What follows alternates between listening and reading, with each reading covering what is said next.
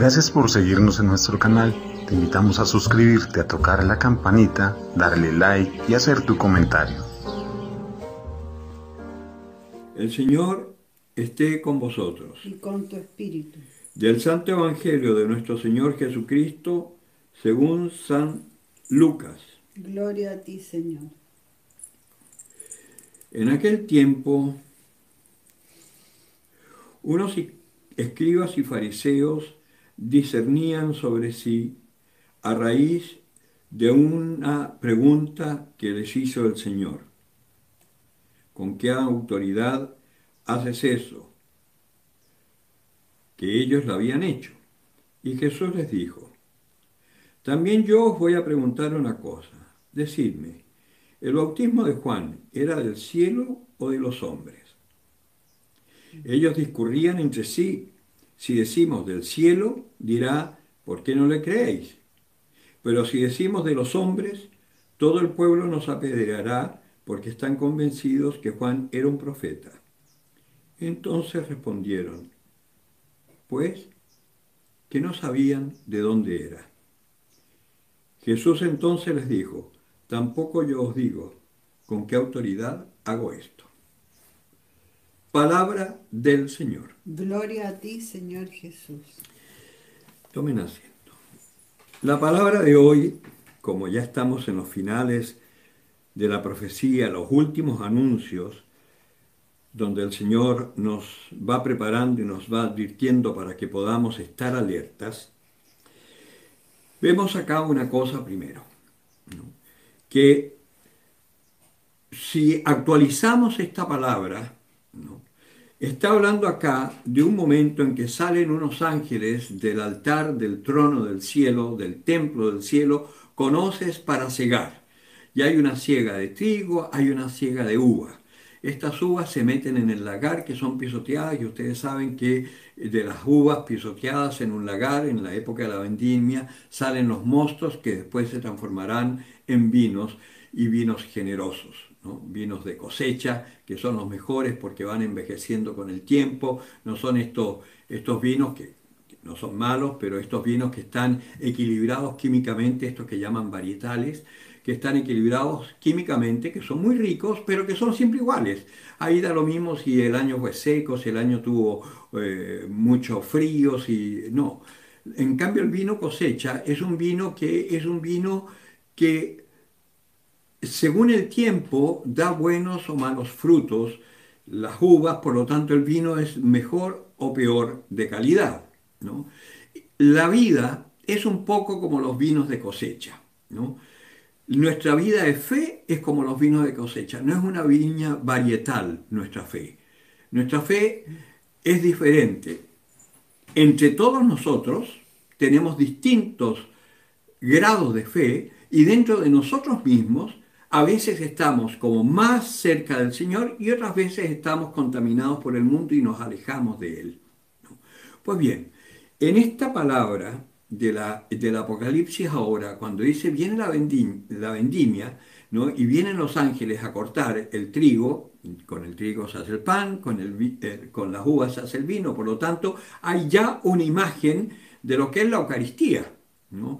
El cuerpo del Señor, que es el pan, la sangre del Señor, que es el vino, transfigurados, transubstanciados, según la palabra elegante, ¿no? Pero es que es el pan transformado en la carne del Señor y el vino transformado en su sangre.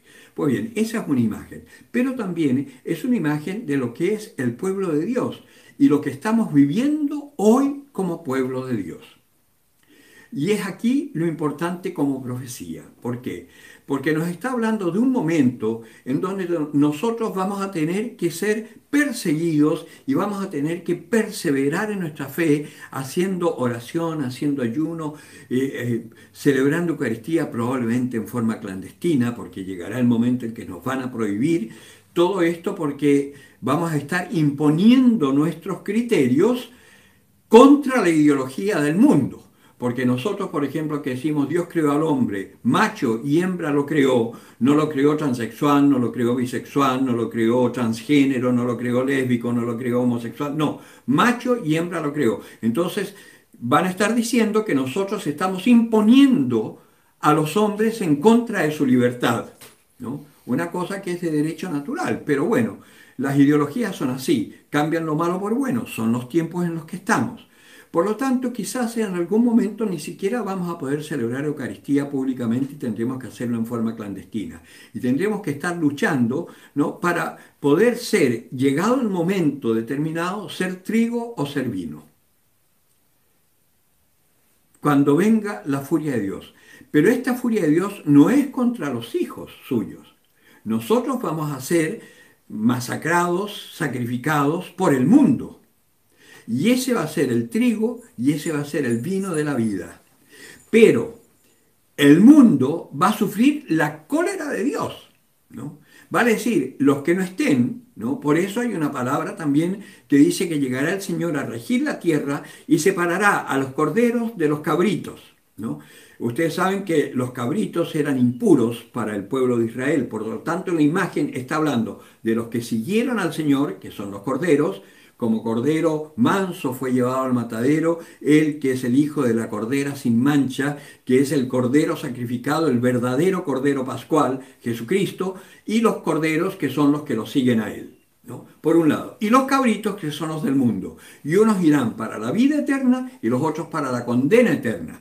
Eso también va a ser criticado porque quiere decir que nosotros estamos discriminando a las personas y los estamos de alguna manera coartando en su libertad de vida y de elección, obligándolos a llevar otra vida.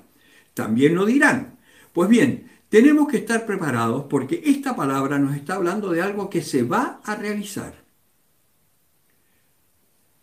¿Y quién estará libre de esto? Solamente hay que tener fe.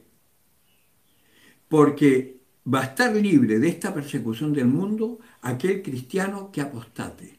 La apostasía está a las puertas y serán muchos, lamentablemente, nuestros hermanos que para salvar su miserable vida de este mundo dirán que no creen en Dios, como ya está pasando en España, que además hoy casi es importante aclarar que yo no creo en Dios, que yo no soy cristiano, y eso como que les da un estatus especial, ¿no?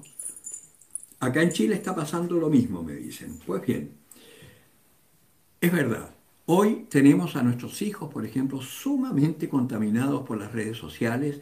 Están con estas cosas que no son malas en sí. Por ejemplo, una vida natural, comer alimentos sanos, sin pesticidas, ¿no? Esto que hacen los veganos, por ejemplo, y todo, eso no es malo, ¿no? Ojalá dejáramos de consumir alimentos sintéticos, estos endulcorantes artificiales. Ojalá volviéramos a lo natural. Eso es fantástico. Pero si eso natural lo transformamos como en una religión, ya la cosa cambia, ¿no? Porque ya ahí estamos transformando algo bueno en algo malo. Y lo estamos haciendo para nuestro mal, ¿no? Entonces, de ahí a ser agnóstico, a no creer en Dios, a llevar una vida promiscua, teniendo hijos sin estar casados, sin el sacramento del matrimonio, perdiéndonos las gracias sacramentales que dan los sacramentos, ¿no? Que son gracias especiales que nos llevan a entender la vida y a vivir la vida de una forma diferente, ya estamos transformando lo bueno en malo, ¿no? Que eso es lo que hace el mundo. Toma lo malo por bueno, ¿no? Y lo bueno por malo. A la Iglesia Católica la van a empezar a perseguir porque va a estar en contra, por ejemplo, de la libertad de engendrar o de eliminar los hijos no deseados, porque la Iglesia está en contra del aborto, ¿no? Entonces va a ser perseguida por eso. La Iglesia va a ser perseguida porque habla de la unión entre hombre y mujer y no acepta la unión entre homosexuales. Entonces va a ser perseguida porque está coartando la libertad de elección de sexo de los hombres. ¿Se dan cuenta todo el sofisma que hay de por medio? Y por eso entonces esta palabra de Jesucristo nos viene a dar una pauta de cómo es el mundo. Los fariseos y saduceos, que eran enemigos en sí, pero en este caso se juntan, ¿no? Porque está Jesucristo les está moviendo el piso a ambos, ¿no? A unos porque, aunque creen en la resurrección, les está diciendo que la ley tiene que ser del Espíritu y que la ley que ellos cumplen tan a la pata no salva. Y a los otros les está diciendo que sí hay resurrección. Por lo tanto, Jesucristo los está poniendo en crisis a ambos porque les está moviendo todo el piso. Pues bien, acá entonces cuando él empieza a sanar, a hablar de la libertad, de mi Padre como que es Dios, mi Padre, se empiezan a enfurecer y después entonces empiezan a cuestionar la autoridad de Jesús. Y ahí es cuando llegan y le dicen, ¿con qué autoridad tú haces esto? ¿Ya? Y resulta que Jesucristo, que siempre sale con un domingo 7, que a mí me encanta porque siempre nos pone en crisis, para que pensemos un poco. No es solamente por ponernos en crisis, es para hacernos aterrizar. Entonces el Señor dice, también les voy a preguntar una cosa. Decidme algo bien concreto. El bautismo de Juan, que San Juan era bastante famoso ya y tenía miles de discípulos y estaba bautizando, y él decía, yo os bautizo con agua, pero viene después de mí uno que bautizará con el Espíritu de Dios, ¿no? Y la gente estaba esperando a ese que venía con el Espíritu de Dios, ¿no? Y aparentemente la gente ya se había dado cuenta que era Jesucristo. Entonces vienen estos acá y Jesucristo no le dice yo con la autoridad de mi Padre, así mandándose las partes. No, le dice yo les hago otra preguntita. ¿Con qué autoridad bautiza Juan? ¿Es de Dios o es de los hombres? Y ahí los fariseos, que son unos zorros, ¿no? También sofistas como los del mundo actual, que son unos zorros y nos engañan a como dé lugar, entonces, pero ellos se ponen a pensar. Entonces, si decimos que es de Dios, entonces ¿por qué no le hacemos caso? Y si decimos que de los hombres, la gente se nos viene encima, ¿no? Y al final va a ganar este otro, ¿no? Don Nadie, llamado Jesús, nacido en Nazaret, en ese pueblucho ahí, perdido por los cerros, ¿no? Y dicen la típica, ¿ah? Como lavarse las manos, ¿ah? No decimos de qué, pues yo tampoco les digo. Y con eso los deja calladitos. Pero hay una cosa que sí demuestra con qué autoridad lo hace. Porque es el único que puede dar la vista a los ciegos, es el único que puede curar la sordera, es el único que puede hacer hablar a los mudos, es el único que puede sanar a los paralíticos y es el único que puede dar la vida a un muerto. Y eso sus hijos de los fariseos no lo podían hacer.